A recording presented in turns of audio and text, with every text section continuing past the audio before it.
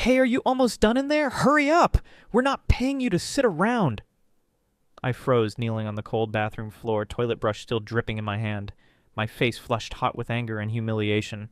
That was my mother-in-law's voice. Sharp, demanding, utterly indifferent. It wasn't the first time she'd spoken to me like this, but tonight something snapped inside me. I never imagined marriage would land me here, spending Christmas Eve scrubbing toilets upstairs while my husband's family celebrated downstairs, laughing, sharing stories, opening presents. The festive music downstairs only made my humiliation burn deeper. I wasn't invited to join them. I was expected to clean, cook, and serve like some hired help, invisible and unimportant. When I first met Jake, my husband, I pictured a life filled with family dinners, warmth, and acceptance. I'd always dreamed of having a close relationship with my in-laws. But the reality was harshly different. From the first day I met them, I was treated like an outsider. They criticized everything, from the way I dressed to how I spoke. My cooking was bland, my career choices questionable, and my opinions dismissed like meaningless background noise. Jake always told me to ignore it. They're just old-fashioned, he said. They'll warm up eventually. But 2 years later, nothing had changed. If anything, it had gotten worse. His parents took every opportunity to remind me I wasn't good enough for their son. They openly mocked my job, my education, and even my family background right in front of me. And Jake? He never stood up for me. He would smile awkwardly, shrug, and whisper, "Just ignore them. That's just how they are." Tonight was supposed to be different. It was Christmas Eve, after all. I'd hoped maybe, just this once, they'd treat me as part of the family. But instead, while everyone laughed downstairs, my mother-in-law had shoved cleaning supplies into my hands, instructing me to make myself useful by cleaning the bathroom. And now, here I was, on my knees scrubbing tiles, realizing how far I'd let things slide, how little I'd stood up for myself, how much I'd allowed them to humiliate me. The bitter reality hit me harder than ever before. This wasn't marriage. This wasn't family. This was servitude, and I was done accepting it.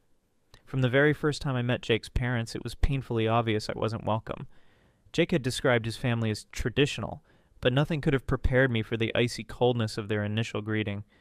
And Susan, my soon-to-be mother-in-law, barely glanced up from her phone. Harold, his father, offered a handshake as stiff as a business transaction. Every moment I spent in their presence that day screamed disapproval, and I remember leaving their house feeling small, insignificant, and deeply uneasy. Still, despite the rocky start, I chose to stay. And Jake was different. He was warm, gentle, and supportive. Everything his parents weren't. Whenever we were together, he made me feel cherished. His love gave me hope, and I truly believed that given enough time, his family would warm up to me. Maybe they just needed to see how happy we were together. Maybe they'd eventually understand I wasn't a threat, but someone who truly loved their son.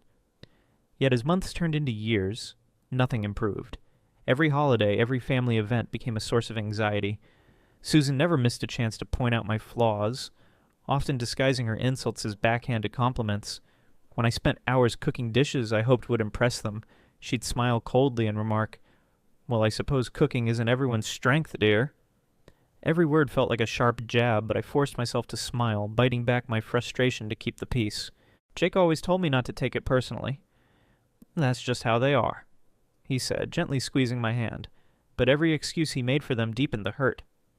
I wasn't expecting him to choose sides, but a part of me hoped he'd at least acknowledge how their behavior made me feel. Instead, I felt increasingly isolated, invisible in a room full of family. Then last Christmas Eve came, and with it, the breaking point. Jake's parents were hosting their annual holiday gathering, complete with distant relatives, neighbors, and friends. I'd spent the entire day helping Susan decorate, cook, and clean, desperate to prove myself worthy of acceptance, even if just for one evening. My back ached, my feet hurt, but I didn't complain once, holding onto the fragile hope that maybe tonight things would finally change. But when dinner began, instead of being welcomed to the family table, I was instructed to finish cleaning upstairs. As laughter filled the house, I found myself on my knees scrubbing toilets hidden from the warmth and joy of the celebration downstairs. It was humiliating and demoralizing, but I swallowed my pride, still clinging to the belief that maybe, just maybe, my efforts would be acknowledged later. Then Susan's voice shattered the silence. "Hey, are you almost done in there? Hurry up! We're not paying you to sit around!" The laughter downstairs grew louder, but suddenly it felt cruel and mocking. My cheeks burned, my heart raced, and anger, deep, overwhelming anger, finally took hold. That moment forced me to see the harsh reality I'd been ignoring. Jake's family didn't just misunderstand me. They actively saw me as inferior. No amount of cleaning or cooking or forced smiles would change their minds. I was their convenient maid, a silent servant who wouldn't dare fight back. And Jake? He stood by silently, never defending me, never challenging them, always asking me to just endure it. I couldn't do it anymore. As I finished scrubbing and stood up, the weight of my humiliation that turned into resolve, I knew if things were ever going to change, I would have to change them myself. I wouldn't rely on Jake to rescue me, nor wait passively for his parents' approval that would never come. It was time they understood that treating someone with basic respect wasn't optional, and it certainly wasn't negotiable. That Christmas night, as I quietly joined the family downstairs, no one acknowledged the hours I'd spent working. Jake glanced at me with an uncomfortable smile, but said nothing. The conversation flowed around me, never including me. As the evening ended and we drove home, my anger was replaced by calm determination. I turned to Jake, finally breaking my silence. Why do you let them treat me like this? My voice trembled, betraying my hurt. Jake hesitated, looking surprised. What do you mean? They're just being themselves. I interrupted him, speaking clearly. That's exactly the problem. I'm your wife, Jake, not their servant. I can't keep pretending I'm okay. He fell silent, clearly caught off guard. After a pause, he softly replied, I didn't realize it hurt you this deeply. That's the problem, I said quietly. You've never asked. In the quiet that followed, Jake finally seemed to grasp the severity of the situation. For the first time, I felt hopeful he might stand by my side. But deep down, I knew real change required more than just words from him. It needed action from me. The next time Susan, Harold, or anyone else tried to reduce me to their personal assistant, they'd see a side of me they weren't expecting. They believed I was too passive to push back, too timid to demand respect. They were wrong. I'd given them enough time to accept me. Now it was time for me to teach them a lesson they'd never forget. Not out of bitterness, but to reclaim the dignity I'd lost, and finally establish my place in this family on my own terms. Hurry up with that! We don't have all day! Susan's sharp voice cut through the kitchen like a whip. I gritted my teeth, fingers tightening around the knife as I chopped vegetables. It was happening again. Another family gathering, another night of me working while everyone else enjoyed themselves. This time, it was her birthday party. Unlike Christmas Eve, where my breaking point had first surfaced, tonight was supposed to be the night I finally showed them I wasn't their servant, the night they learned what happens when you push someone too far. But I had to play this carefully. If I walked in and simply refused to do anything, they'd twist the narrative, turn me into the difficult daughter-in-law. I needed to give them enough rope to hang themselves, let them push me just far enough that when I finally pushed back, everyone would see it coming. So, I bit my tongue. I let Susan bark her orders. I let Ashley, the ever-entitled younger sister, hand me a glass and casually say, "Oh, could you top this off for me?" "Thanks." Like I was a waitress. I let Harold sit back, glancing up from his phone just long enough to grunt in acknowledgement as I carried yet another platter of food to the table. I let them believe I was still playing along. I wasn't. The house was packed. Friends, extended family, neighbors, even the pastor from Susan's church had shown up.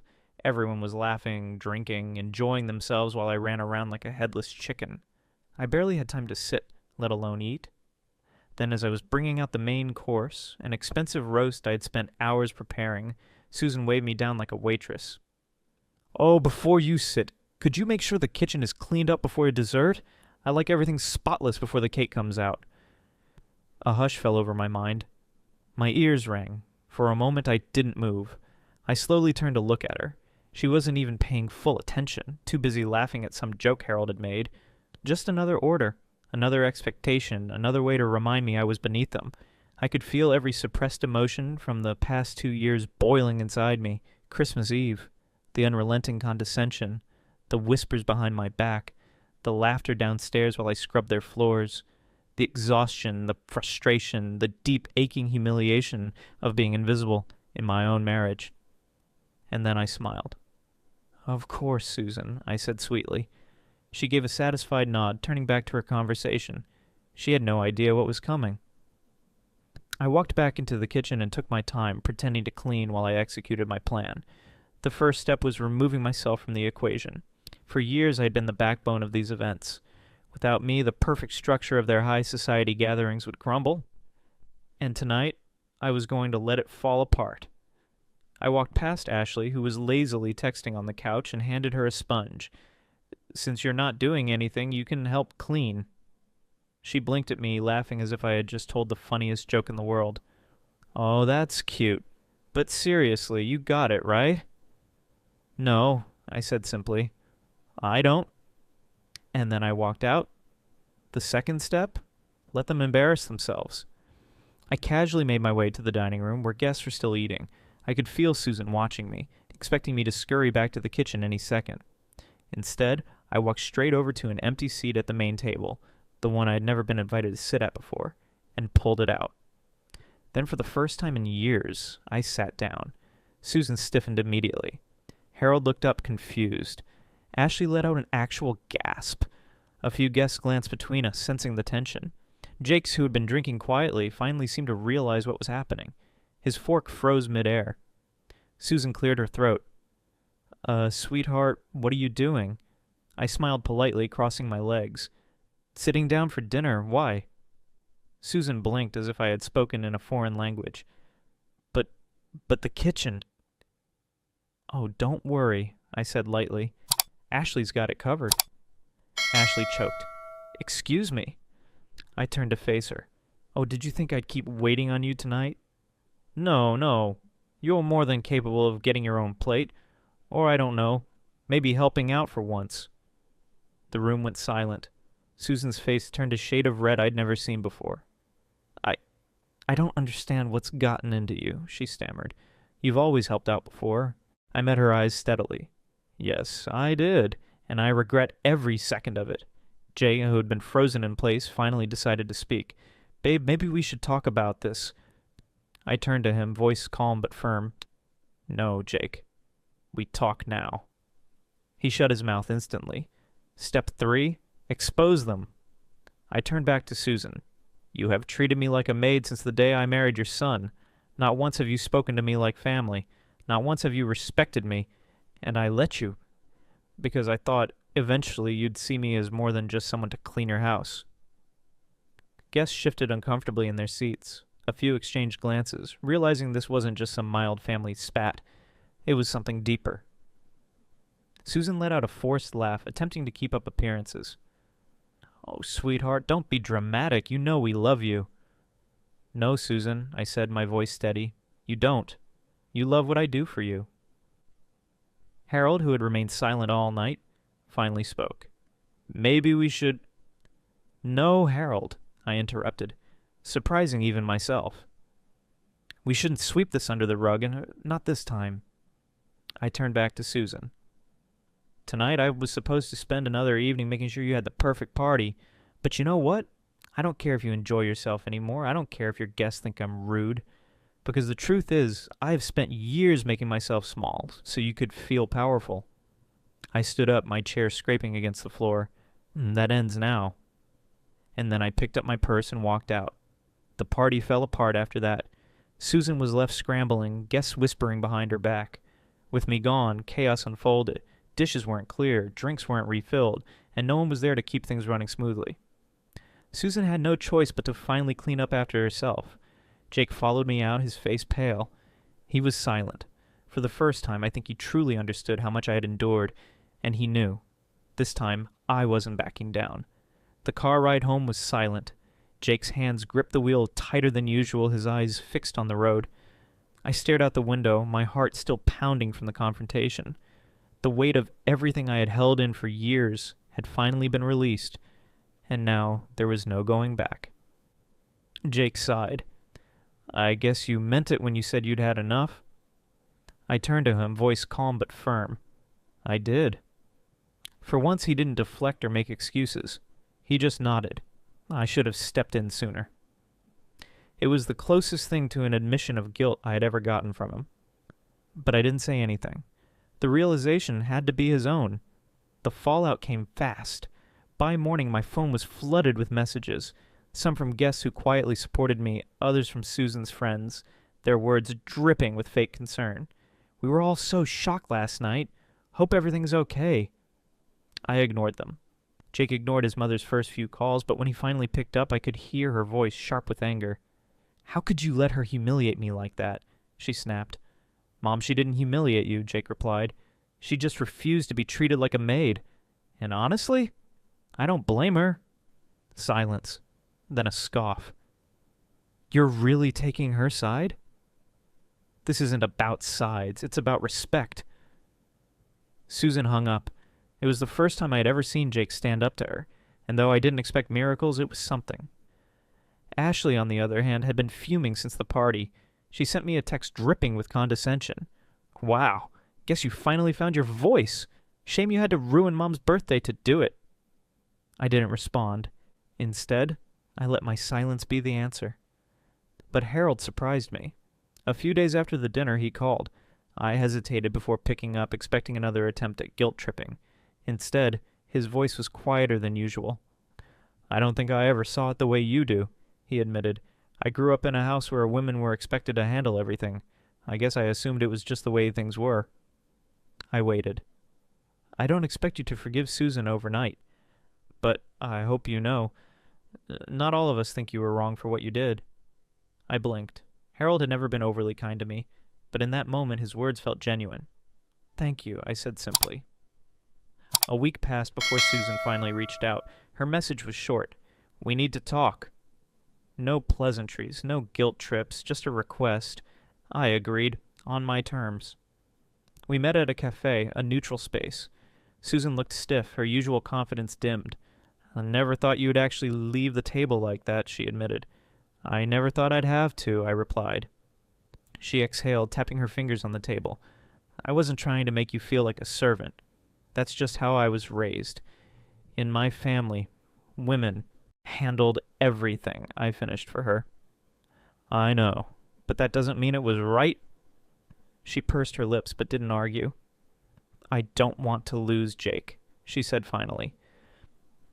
"And if that means learning how to treat you differently, I can try." It wasn't an apology, but it was a start. Things didn't magically change overnight. Susan still slipped up, still expected me to take on more than my share. But when she did, I no longer stayed silent. Harold made an effort, stepping in more, shifting the dynamics in ways Susan wasn't used to. Ashley stayed distant, unwilling to acknowledge anything had changed. That was fine. I wasn't looking for her approval. As for Jake, he finally understood that silence was just another form of complicity. When Susan made a snide remark about my cooking, he simply said, "If you don't like it, don't eat it." I had never been more attracted to him. People assume standing up for yourself means cutting ties. Sometimes it does, but other times it means forcing people to see you differently. I never wanted a fight. I just wanted respect. And for the first time, I finally had it. Not because they freely gave it, but because I had demanded it, and I would never settle for less again. People often think that earning respect comes from being patient, kind, and proving yourself over time. But the truth is, respect isn't something you wait for. It's something you demand. If you allow people to treat you like an afterthought, they will.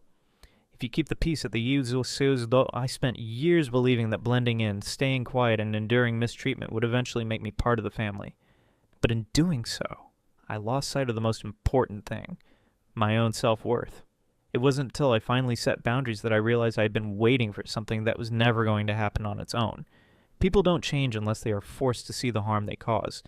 And sometimes the only way to make them see is to stop accepting less than what you deserve. Setting boundaries isn't about pushing people away. It's about making room for the right ones to step closer. It's about teaching others how to treat you by refusing to tolerate anything less than respect. Some people will adjust, some won't. But that's not your burden to carry. Your responsibility is to yourself, to stand tall, speak up, and walk away when necessary. Not every battle needs to be fought, but some are worth it. The ones where you reclaim your voice, the ones where you refuse to shrink to make others comfortable, the ones where you choose yourself. Because at the end of the day, respect isn't about whether others decide to give it to you. It's about whether you allow them to take it away.